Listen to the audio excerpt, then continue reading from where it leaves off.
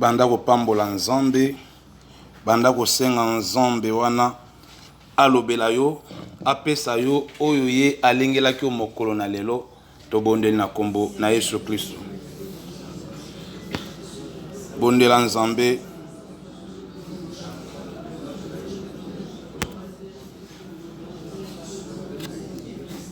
bondela nzambe,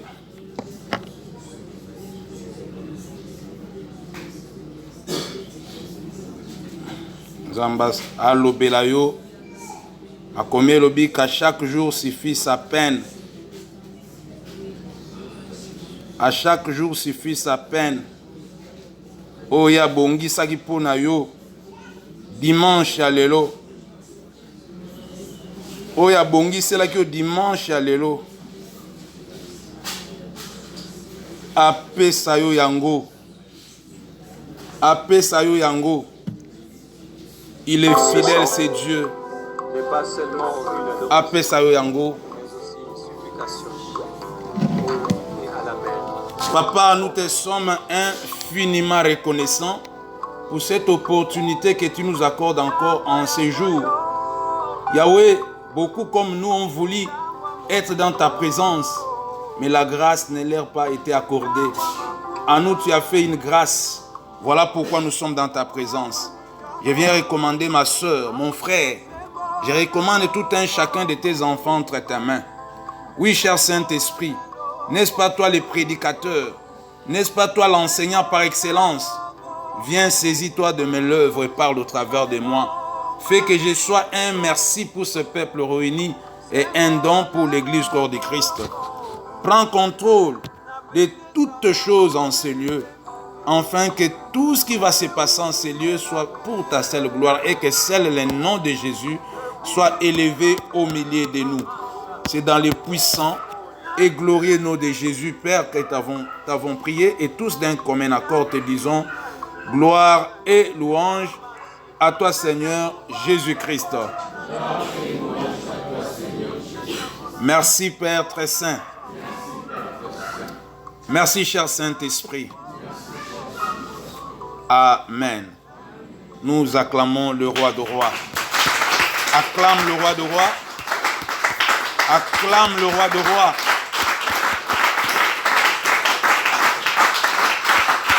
Amen.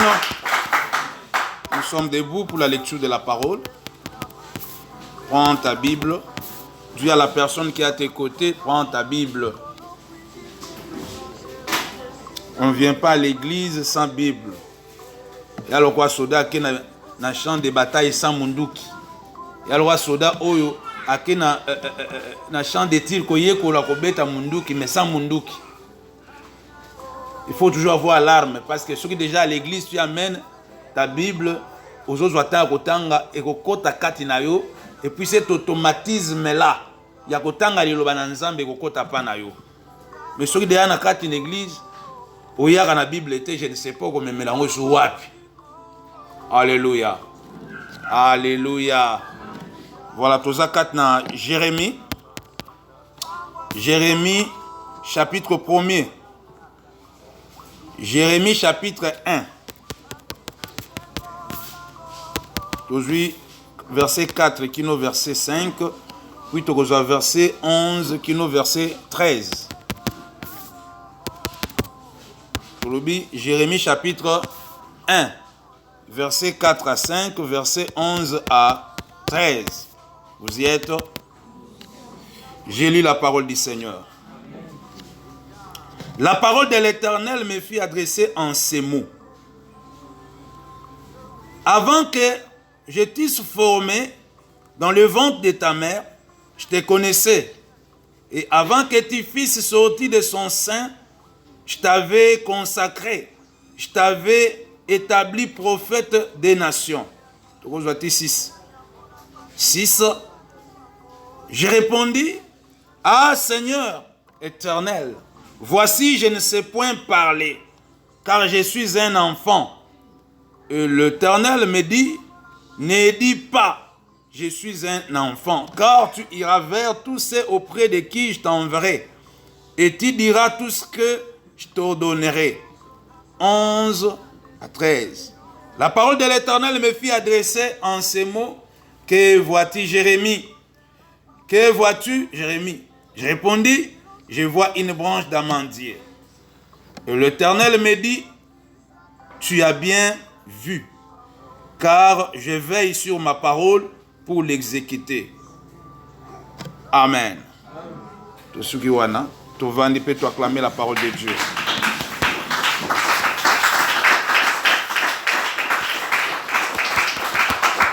Quand Nzambe azwa lokumu pona dimanche ya lelo asali biso sous ngolu sous un soleil de plomb, Nzambe asali ke tokoma nesika oyo eza ngolu na Nzambe po moyo toza nango na Congo bato musu baoloka yango. Oyebi ya bande ona poto mikolo malili. Donc soki toko kabela bango ndambo ya moyi, bango pe batindeli biso ndambo ya malili osa bien. Mais ko moye pe to sala ngo ezate. Lokola biso Nzambe apesi biso moyi, to sepela na moyi. Bango lokola bazwi malili, ba sepela na malili na bango. Alléluia. Que Dieu soit loué. Ta motoaza pembe na yo, la personne qui est à tes côtés, peut-être beaucoup t'en a qui na semaine était, peut-être même beaucoup t'en a qui mais au souhaita qui était, au lobela qui maloba bien te, c'est une occasion, il y a ko lobele maloba bien, au PC Sengo. Dis à la personne qui est à tes côtés.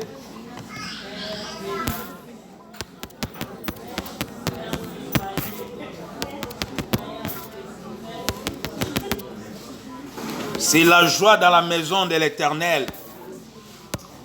Biso to ana bisika muso tozwi la resengote. Tozwa encore na présence ensemble. Yango David alobi nazalaka ne sengo. Chaque fois qu'on me dit d'aller dans la maison de l'Éternel. Donc pour nanini po bisika ya zo resengone zawana biso esengo na biso ezali na makolo na Yesu Masia. Esengo na biso ezali epai na Nzambe. Nous n'avons pas une autre adresse où la présence ensemble. Parce que dans sa présence, nous avons tout ce dont nous avons besoin. Dans sa présence,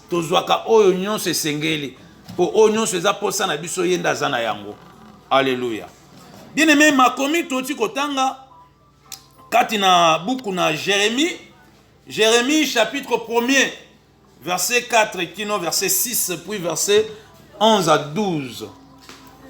Tomoni awa Nzambe azolobela Jérémie mosali na ye. Jérémie bazolobela asi abotamaki. Alléluia. Jérémie bazolobela asi akolaki. C'est comment qui déjà élengué. C'était un jeune homme. C'était déjà un garçon tout fait. Et Dieu lui parle, il ne parlait pas à un bébé Jérémie, mais il parlait à un garçon nommé Jérémie. Jérémie a dit, la parole de l'Éternel me fit adresser en ces mots. C'est Jérémie qui raconte. Jérémie ndazoloba makambu Nzamba yebisaye. Alléluia. Nini Nzamba yebisaki ye. Nzamba lobi na ye avant que yo ozala formé na libuma mama na yo. Nga na sina yebaki yo. Avant que yo obotama. Nga déjà na sina ponaki yo. Si natiaki au pembe, alléluia. Je t'avais déjà consacré. Consacré comme qui? Mis à part comme qui? Natiaki déjà pembe ni loko la prophète des nations. Nasi na pesa ki yo kiti parmi les prophètes des nations. Nasi na pesa ki yo une place parmi les prophètes des nations alors que nano bota makina no kutute. Nano kuto bimaki na libuma mama na binote. Mais Jérémie a répondre. Oh Yahweh, Jérémie ozolobela oyo, aneka mwa moke. C'est makambo lobela ye eleki mulai. Makambo zolobela ye eleki monene. Makambo zolobela ye eleki na mayele. Je ne suis qu'un petit enfant. Azo pesa nature na ye, nazaka mwana moke. En plus, nazaka mwana moke te pe na yebi koloba te. Alléluia. Nazaka mwana mukete me na yebi pe koloba te. Alors Nzambe na koyoka Jérémie et pesa Nzambe kanda. Alléluia. Qu'est-ce que Dieu lui dit? Na verset 7. Voilà, verset 7. Nzambe lobina Jérémie. Et l'Éternel me dit, ne dis pas je suis un enfant. Koloba teke wa mwana muke. C'est makambozo loba wana koloba yango lisusu te. Makambozo loba wana koloba yango lisusu te. Nini nzamba ngebisa ye ke soko kobi koloba makambo wana ekozala obstacle pona oyo ngana sina tie kati na yo. So kobi koloba ko utiliser langage wana ekozala obstacle na oyo ngana sina tie yo ozala. Et changer langage pona nini? Ponga moko nzambe. Alléluia. Nga moko nzambe nakozala na yo elongo. Nakotinda yo epa bato. Pe okoloba makambo yo nga nakopesa mitindo loba. Eko banini? Okoloba makambo na yo te. Okodéclarer maloba na yo te. Mais tu vas déclarer mes paroles à moi. C'est pour yo simba makambo nga na lingi yo zala, il faut banda koloba makambo no te mais oloba makambo na ngai. Pour alobina ye na verset 7 awa, car tu iras auprès de ceux vers tous ceux auprès de qui je t'enverrai et tu diras tout ce que je t'ordonnerai. Tu diras tout ce que je t'ordonnerai. Bien aimé, notre thème de ce matin est d'aller saisir sa destinée de l'année.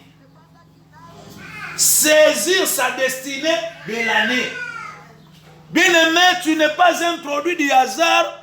Tu n'es pas donc parachuté par hasard en 2020. Non. Nzamba lola mutakotisi na mbulo ya sika. Alléluia. Ezaki na réunion bandokite. Ezaki na réunion banganga te. Nzamba tunaki famille na bino te.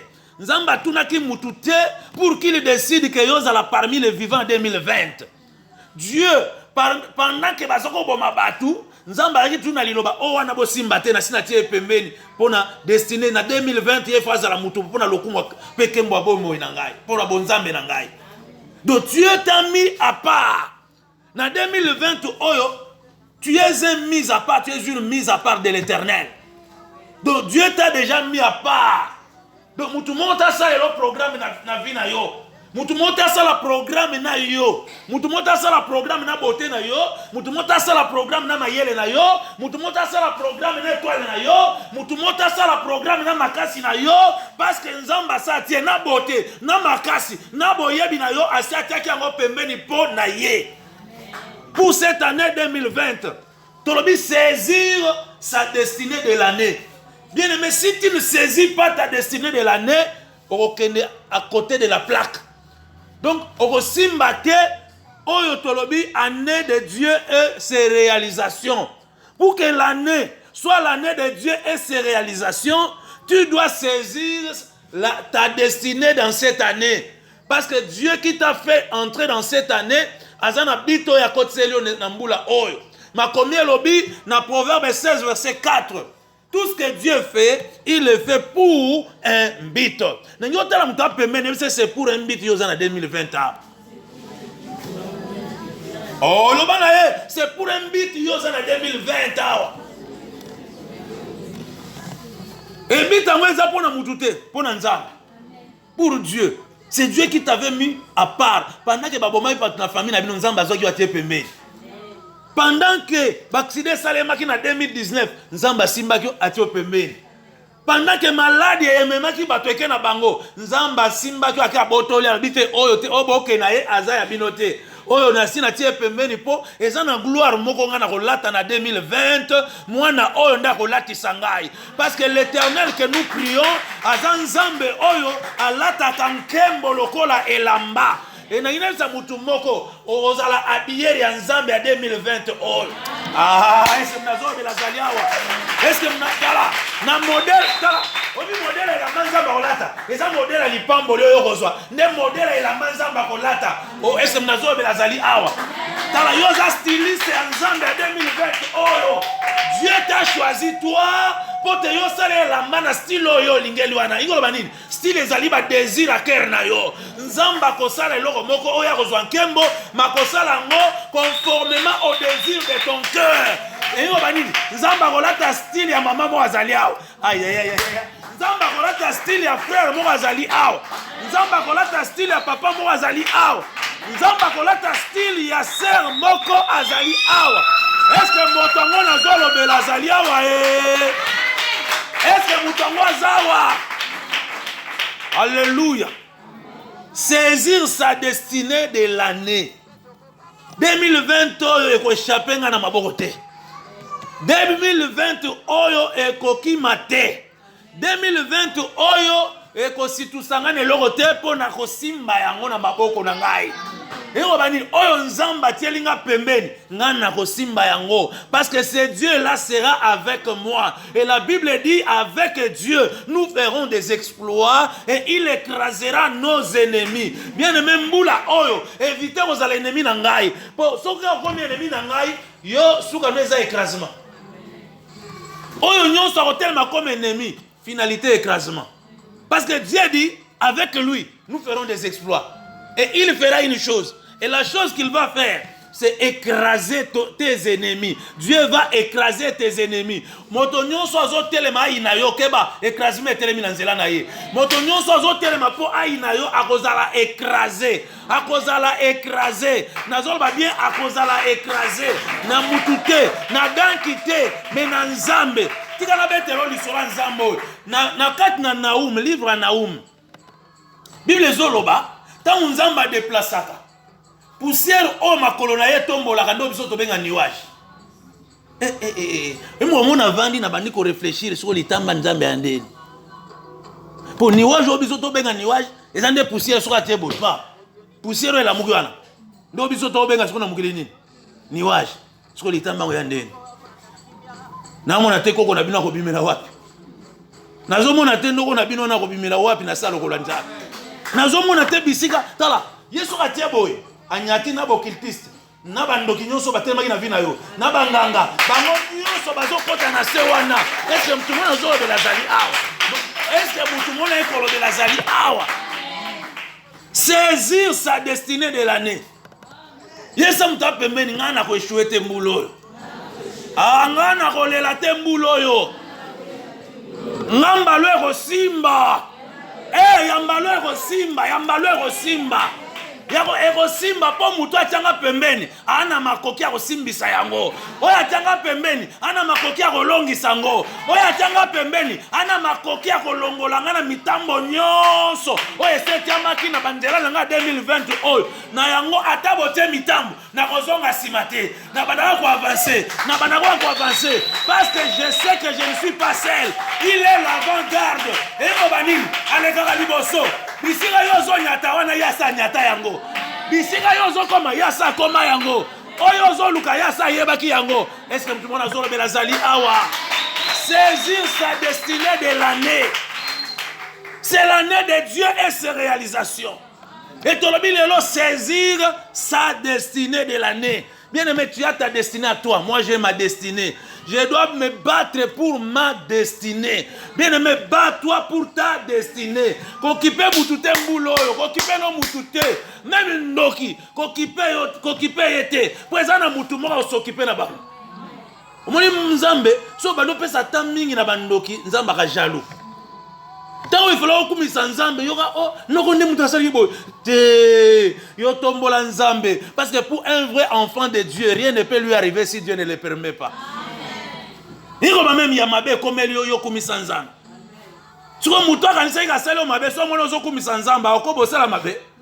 Po plus azo sala mabe, plus nzambe azo zo lokumu. Or ya linga nzambe azo lokumu te. Koma linga nzambe azo lokumu te, alemba yo abaele yo. Na mona nde bandoka famille na ba abaele yo déjà. Bandoka venir na bino ba abaele yo, afokop yo. Yebsa mta pe me yo afokop pa ba sorcier. Faut tête. Soko ebine na réunion bana ba komolo wana faut tête bolongole wana. O faut cop. Na réunion sama ina buto lelo ba écarta ki kombo na yo. Na réunion selema ki lobby na famille na bila bandoki. Ba écarta ki kombo na yo. Webi kombo ni ba pesi yo. Faut tête. Faut cop. Loba na faut cop pona ba. Est-ce que nous demandons le Zalia? Est-ce que nous demandons le Zali? Est-ce que mutumona lobela zali awa? Bon bakanizo zala nombinzo po bali ayo osoko maki papillon te. Aïe aïe aïe aïe. Papillon bali aye. Est-ce que mutumona lobela zali awa? Bien aimé, ne fils que poussière ya ma papillon et kopeso malade ya kosu. Est-ce que mutumona lobela zali awa? Po nazo mona nde mutumona zo bana kokosola depuis début année oyo. Ti ya kosisa kokosola. Pendant que yazo kosola yo zo kende na yo. Yazo kosola yo zo leka na yo. Yazo kosola. Oyebi mutwana kosu makasi akipaka mutu pembeni te. Asokipaka na kosu na ye. Tika bango basokipe na bakosu. Yo voyager, yo zongi, yazo kosola. Akotuna akendaki mukolo nini? Azokaki mukolo nini? Yazo kosola kaka. Abalaki mukolo nini? Abotaki mukolo nini? Yazo kosola kaka. Bien aimé parce que yo so comme papillon. Est-ce que tu m'as zolo bela zaliawa? Ose susu mbinzo te po balia yo. Yo komi pa. Ki pega. Ki pega. Yango te? Yesa ni otala keba. Na ki pega. Bien décoré par Yahweh. Oui, bien na papillon so tali boyoluli hein. Mais ko sala buzo bate hein. Na papillon zoye. Pour ce que poussière ka ya nini on les côtés peu so malade. Et ça na bato. Bata nenzamba garnir na ba bénédiction 2020 oyo. Aoya zoyo. Mettant en zoyo akeba. Pour agrouper ma poussière à ma papa papillon. Et puis nzamba tondisi yango. Pour ba ko ba no kosola de. Yo zo le kaka. Oleki yazo kosola kaka. Ende makambo ezo samalira na monde spirituel. Koko na bino azo kosola depuis ano ebandaki. Azo kosola kaka. Nazo mona moyino wana. Azo kosola kaka. Est-ce que mutu na lobela zali awa? Est-ce que moto na lobela zali awa? Saisir sa destinée de l'année. Jérémie chapitre 1er verset 4 à 7 et verset 11 à 12. Bien aimé, pour saisir sa destinée de l'année, ezana makambo yo foye. Alléluia. Ezana makambo yo foye.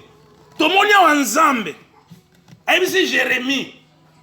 Yambo yo botama, yambo yo zala formé, ngana sina tiaki yo pembeni, ngana sina Jérémie alobite nkolo, nga Jérémie ozomona oyo nana ngaka mwana muke, na yebi pe koloba te. Mais nzamba pamelie. Nzamba pamelie. Abi kolobe susu bongo te. Kolobe susu bongo te. Yesa muta pembeni. Ne dis plus comme ça. Ne dis plus ça. Ni nyango yo lobaka. Ngana kolonga te. Ni nyango yo lobaka. Na mona ka vie yango elinga ete. Ni nyango yo lobaka. Ozanga na ba parole moko négative. Bien mais pour saisir sa destinée mbula oyo. Il faut un langage positif. Quel que soit ce que tu vivras cette année, ne change pas le langage. Garde le langage positif. Et le langage positif, c'est la parole de Dieu. Quel que soit où côté, il me déclare la parole de Dieu. Koloba maloba na yote, yo loba maloba ya nzambe. Yangonde ko sunga yo saisir. Au saisir destiné mbula oyo. C'est à quoi Dieu veut que comme mbula oyo. C'est à quoi Dieu veut que tu jouisses cette année. Pour yo simba yango. Tu dois éviter les langages négatifs. Tu dois éviter les langages négatifs. Année oyo. Alléluia. Alléluia. Éviter les langages négatifs. Et nzamba zoba na Jérémie, que vois-tu? Yesa muta pembeni. Mbulo fo mona lokola nzambe. Moni mbulo avwe banda, mutu mwa sa mona kama. C'est Dieu. Alléluia. Nzamba sa moni bambula nyonso ko vivre pe azadi ana image ya bambula nyonso ko vivre sur la terre.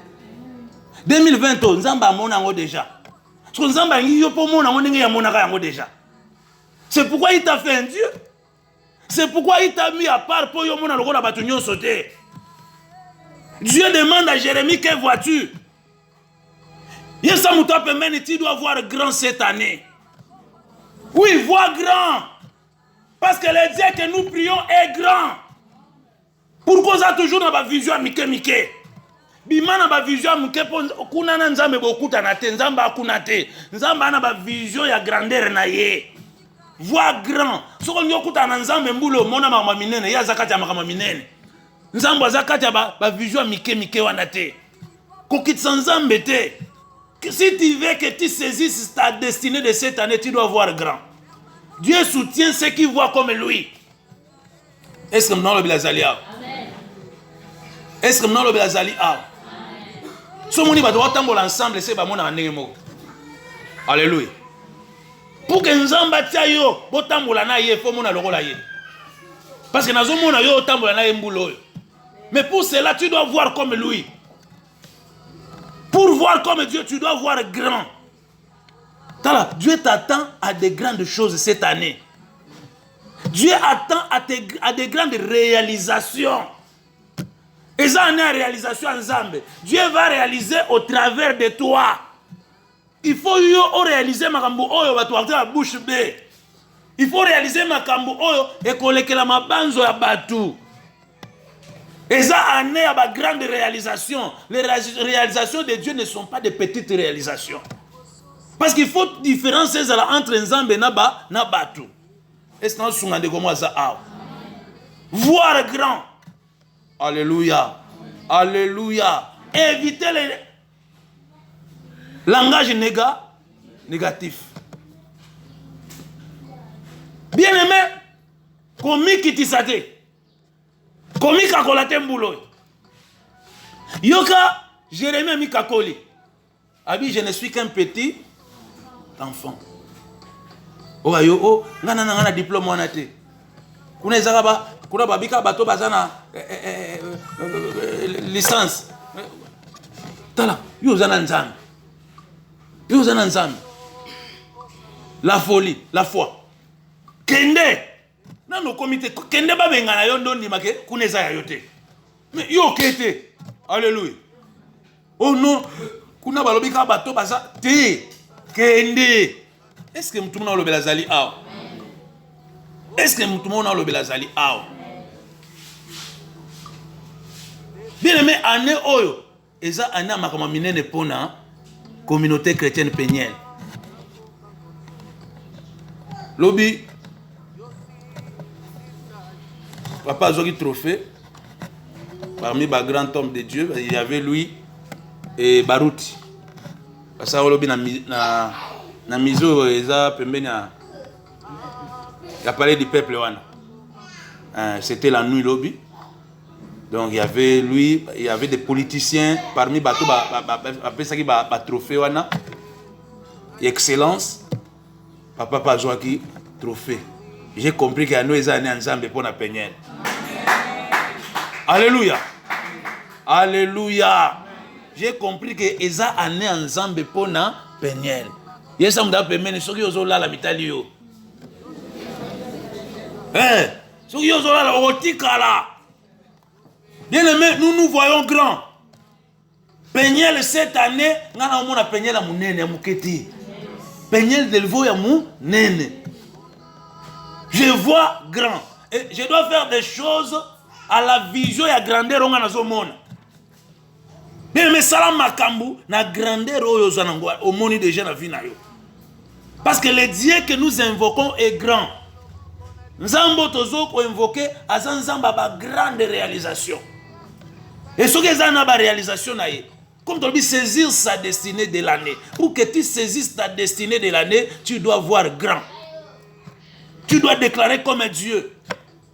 Tu ne dois pas te sous-estimer. Yo obi monaka oh non, ngana kitoko te, na yeso za kitoko te.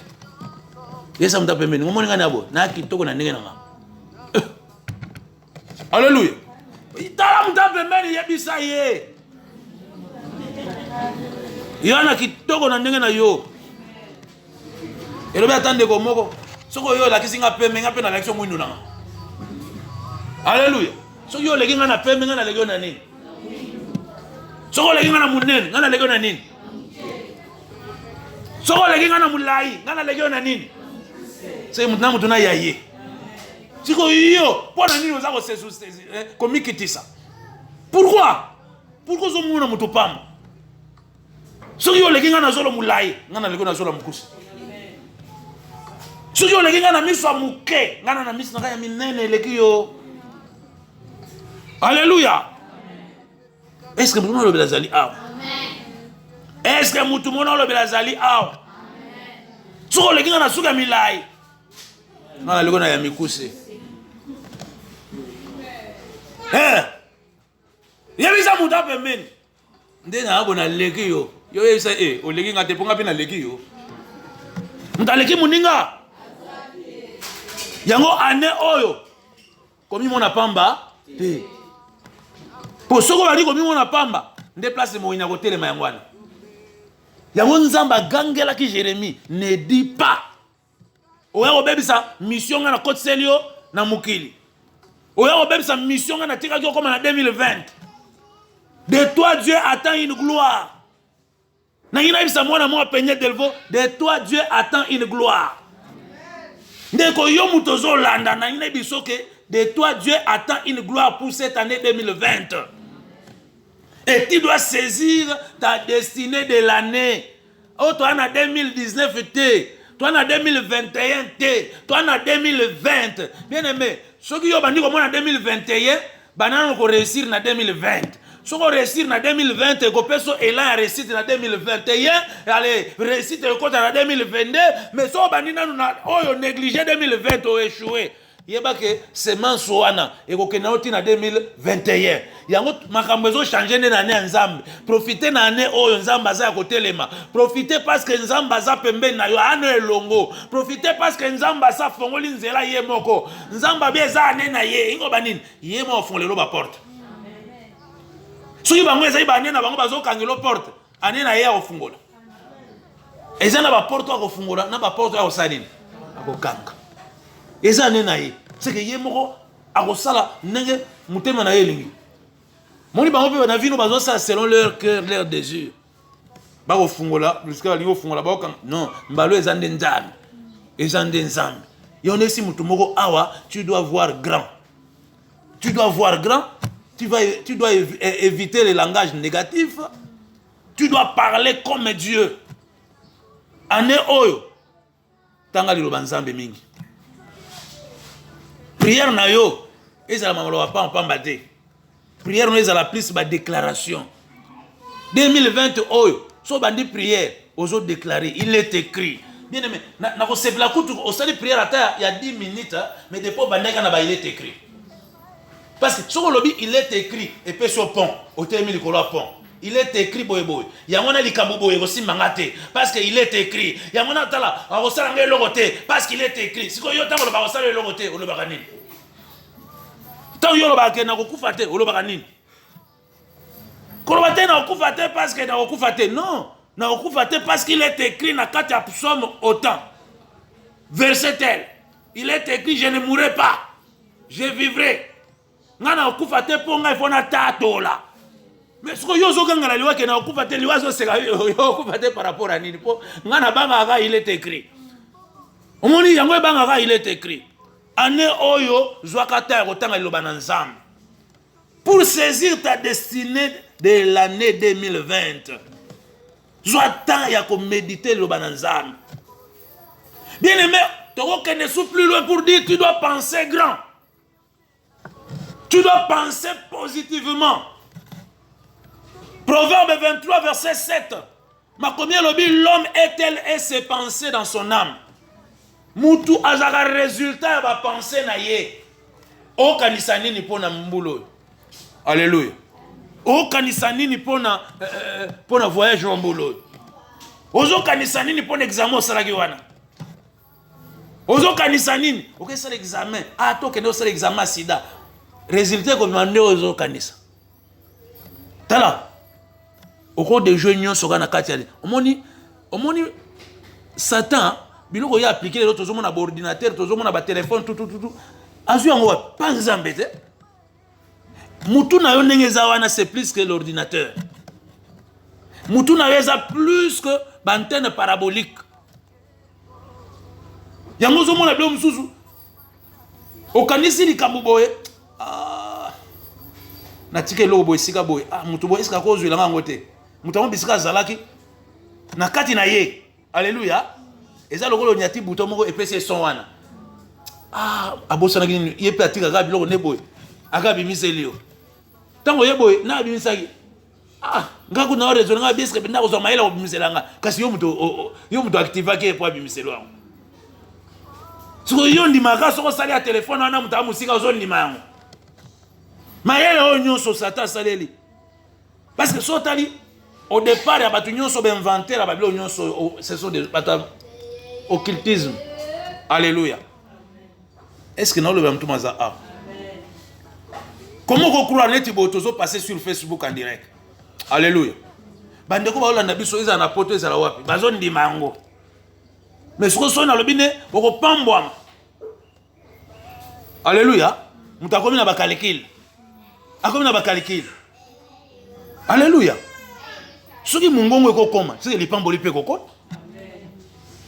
C'est ma pratique nyonso, ma stratégie nyonso mo inazo yango wapi? Parce que tinzamba boka ki abotola ke lomote. Nzamba abotola ke lokote. Yango monike kadia mpemba sans Jésus mtokoka azate.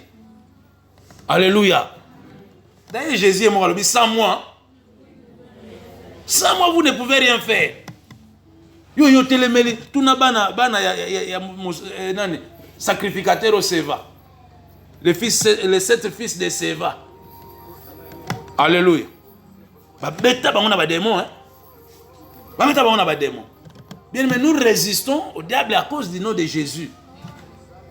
Est-ce que nous sommes en comment ça a? Saisir sa destinée de l'année. Dans les sommes appelés c'est moi je ne vais pas échouer. Cette année na rozwa pe na osimbo yanga. Cette année oyanga ekokepemeni te ekokota awa. Cette année na ko vivre oyanga. Alléluia. Parce que ce n'est pas l'année des sorciers. C'est l'année de Dieu et ses réalisations. Année oyo na ko réaliser makambo minene na minene parce que nzambo oyo atiki nga za munene na kosala makambo minene na kosimba ba montagne minene na kosala ba voyage minene ese mnazolo bela zaliawa mnazolo bela zaliawa osoba lupango munene na kotonga ndako munene ese mtu mona zolo bela zaliawa makambo ya mi parce que le Dieu que nous prions est grand. Laisse que l'Éternel Dieu bénisse sa parole. Bien-aimé, je veux que tu pries Dieu. Nangolo belanzambe wana. Yolo bike ya mongana bota mosoti la kenga nyonso. Ya mongana kota na ne oyo. Kobota mawane za kokota na ne kobota manane 2020. Alléluia. Avant que yo bota mana ane oyo, c'est kokota na ne za lo muta botami. Nzamba lobi ya sa tiaki opembeni comme. Yebisa nzambe ngai fona koma oyo telinga pembeni na mbulo oyo.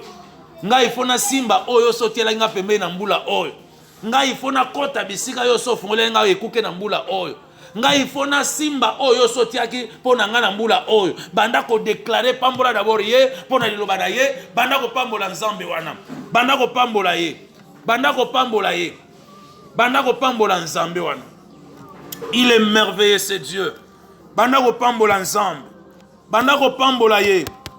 Azama ala nzambo. Azamala Munzamboy.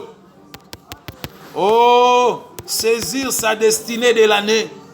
Saisir sa destinée de l'année.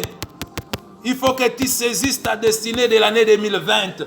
Si tu avais raté l'année 2019, ne laisse pas l'ennemi te voler cette année. Ne laisse pas les sorciers te voler cette année. Ne laisse pas tes ennemis te voler cette année.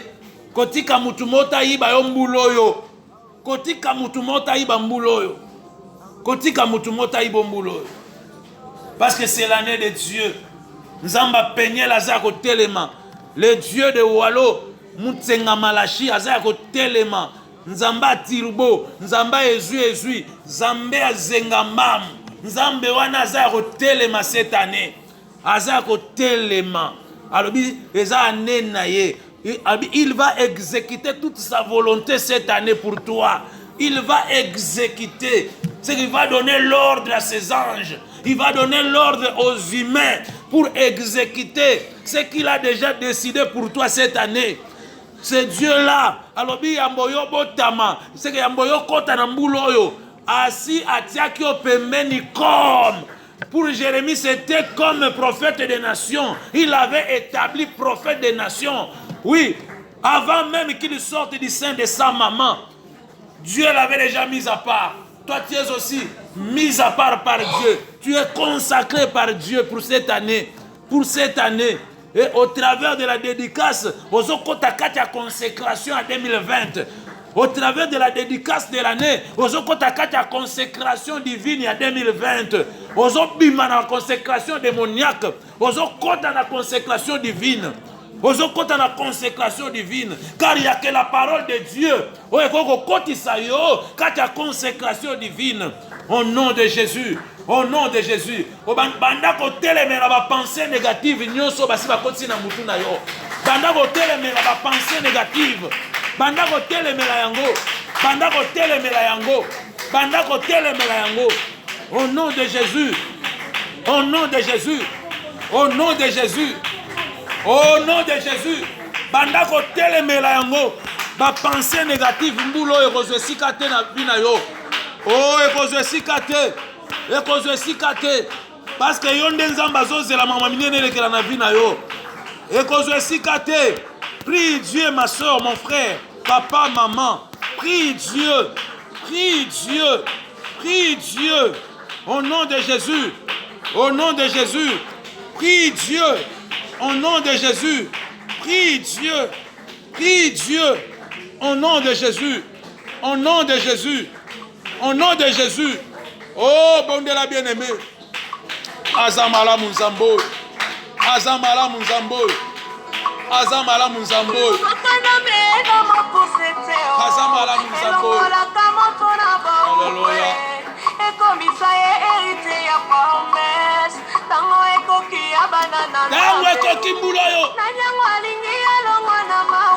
Oh Jésus.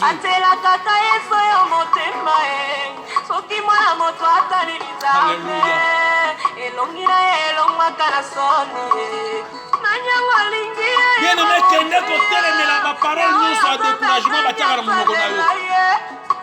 Kende kotelemela ba parole nyonso ya découragement. Ba parole nyonso bazotia po yo moko moto ozomilongolaka na maloba wana. Bando telemela maloba wana na kombo na Yesu Kristo. Au nom de Jésus.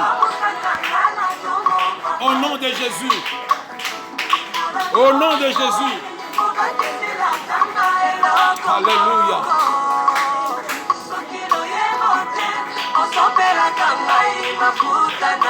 Oh Jésus.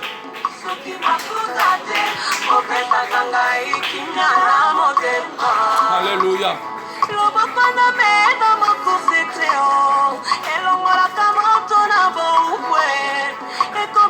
Kende kotelemela molimo bobangi oyo esalaka oyo bakozala décision minene te oyo elongola koko molimo bobangi wana basi batiaki na 2020 oyo elongwa na bina yo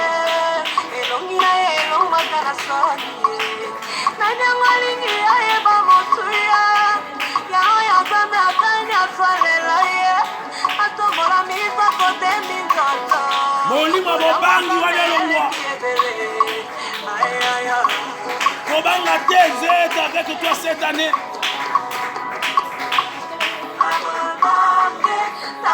Alléluia. Alléluia. Alléluia. Alléluia. Alléluia.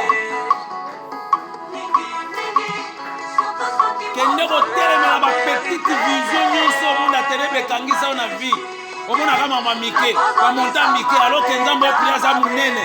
Dieu veut que tu vois comme lui. Ale kende ko détruire vision famille na bino ekangama na yo. Vision ya quartier. Yoko zomona ka lokola bana quartier non. Longo na vision ya bana quartier. Longo na vision ya famille. Longo na vision ya famille ya papa na yo. Mutu mwaza na vision osoma mutu na famille papa na mwana te. Mutu mwaza na vision otonga ndako na étage na famille papa na mama na mwana te. Bima na vision wana. Bima na vision wana. Bima na vision partielle yo que non kote. Bima na vision. Vision lupango esiko okute. Bima na vision ya avenir. Bima na vision. Bima na vision wana. Bima na vision ndoi. Bima na vision wana. Oh, prie Dieu. Bima na vision wana. Bima na vision wana. Au nom de Jésus. Au nom de Jésus. Au nom de Jésus. Au nom de Jésus. Et puis ensemble, je vais voir comme toi. Je vais parler comme toi. Je vais être comme toi cette année. Bandako déclarer yango. Je vais être comme toi. Je vais parler comme toi. Je vais voir comme toi. Je vais entendre comme toi. Zamba fongola yo miso. Afongolo mayele. Zamba fongola yo mabanzo. Zamba fongola yo pensée na yo. Que tu penses comme lui. Que tu vois comme lui. Pour avoir na vision à 2020, tu dois voir comme Dieu. Pour avoir na destinée à 2020 pour la vie na yo, tu dois voir comme Dieu. C'est lui-là même qui t'a fait entrer dans cette année. Tu dois voir comme lui. Tu dois parler comme lui. Oh, c'est un ensemble. C'est un molimo ensemble. Nalingina loba lokola yo papa. Nalingina loba lokola yo mbulo. Nalingina mona lokola yo papa. Oh, pesanga misu na yo. Pesanga monoko na yo. Senga nzambe. Pesanga miso na yo papa. Pesanga monoko na yo.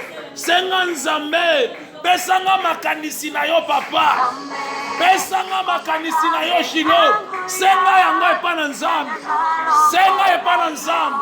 Au nom de Jésus. Senga epa na nzambe. Senga epa na nzambe. Na kombo na Yesu. Senga na nzambe. Au nom de Jésus.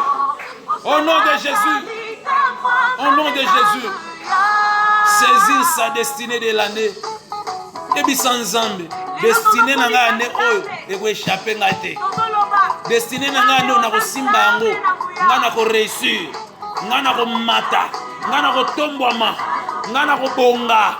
Ah, nga na ko simba. Nga ko déclarer. Na ko simba destinée wana. Na ko mona yango ka teme na ko simba yango. Na ko simba yango ka teme na ko vivre destinée na nga ya mbulo. Banda ko déclarer. Banda ko déclarer. Banda ko déclarer.